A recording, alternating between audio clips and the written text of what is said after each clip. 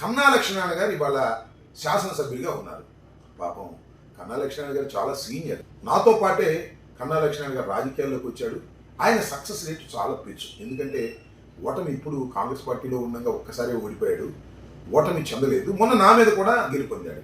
ఆయనకి మంత్రి ఇస్తానని తీసుకొచ్చి నా నియోజకవర్గంలో నా మీద పోటీ పెట్టారు, ఆయన గెలిచాడు. కానీ మంత్రి ఇవ్వాలి ఆయనకి. మంత్రి ఇవ్వకపోతే ఇవ్వకపోయారు, పెత్తనం కూడా లేదు అక్కడ. అక్కడ పెత్తనం అంతా కూడా డిఎన్ఆర్ దరువూరి నాగేశ్వరరావు అనే ఆయనది పెత్తనం. ఆయన కూడా మీ సామాజిక వర్గమే. నేను ఏదైనా విమర్శలు చేస్తే దరువూరి నాగేశ్వరరావు సైన్యమే సమాధానం చెప్పింది, కానీ పాప కన్నా లక్ష్మణ్ గారికి సమాధానం చెప్పదు.